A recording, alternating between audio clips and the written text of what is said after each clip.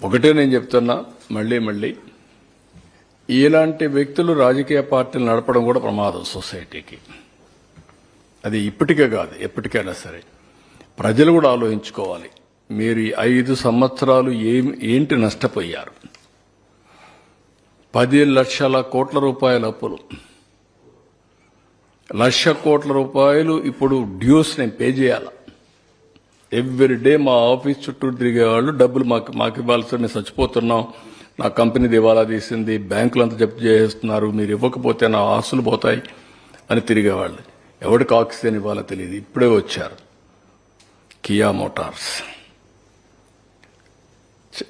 South కొరియాకి వెళ్ళాను, Kia Motors తేవడానికి south కొరియాకి నేను వెళ్ళాను. వాళ్ళ కంపెనీ చూసా, పర్సనల్గా ఇన్వైట్ చేశారు, రమ్మన్నా. ఎక్కడికి వస్తారంటే అప్పటికే గుజరాత్, తమిళనాడు, కర్ణాటక షార్ట్ లిస్ట్ వేశారు. నేను ఛాలెంజ్గా తీసుకొని మీరు నా దగ్గర రమ్మంటే ఓకే మీరంటే నమ్మకం ఉంది కానీ అంటే మా సెక్రటరీలు అదే పని పెట్టాను. మా సెక్రటరీలు ముందుగా చైనాకి పోయి వచ్చారు, ఇదే సౌత్ కొరియా పోయి వచ్చారు, మళ్ళీ నేను పోయాను. వచ్చారు, మేము బెంగళూరు దగ్గర అయితే వస్తామన్నారు.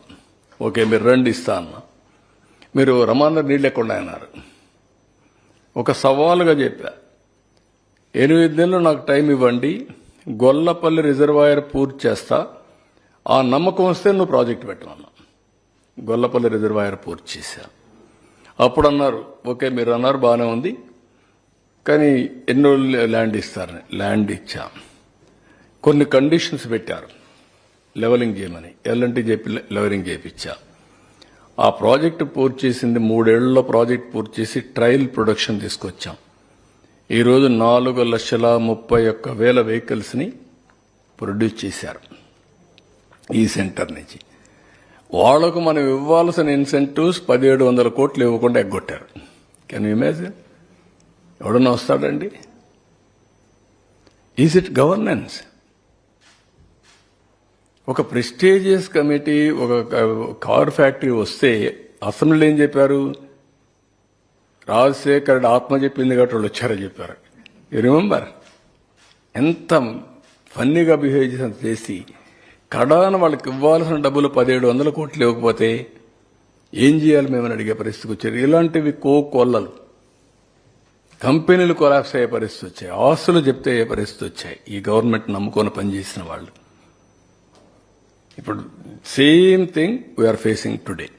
అయినా కూడా ఏమాత్రం కూడా కాన్ఫిడెన్స్ పోకుండా, మీరు ఒక ఎగ్జాంపుల్ పంచాయతీరాజ్ 990 కోట్ల రూపాయలు, అంతకంటే ముందు 2,200 కోట్ల రూపాయలు పంచాయతీల నుంచి పవర్ కట్టడానికి దాన్ని దీన్ని డైవర్ట్ చేశారు. 990 కోట్లు ఎక్కడ డైవర్ట్ చేశారు కూడా చెప్పకుండా డైవర్ట్ చేశారు.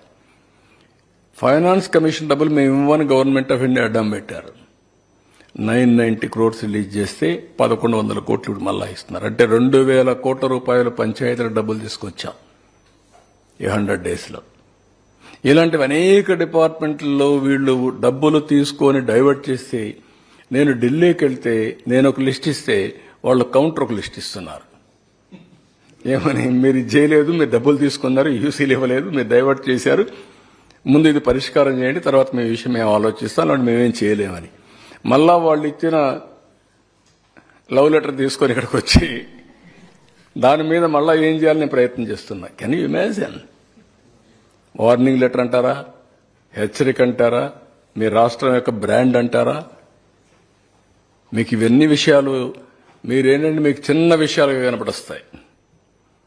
This is where Andhra Pradesh brand is totally destroyed. ఒక్కడు లేడయ్యా ఢిల్లీ సెక్రటరియట్లో ఆంధ్ర నుంచి.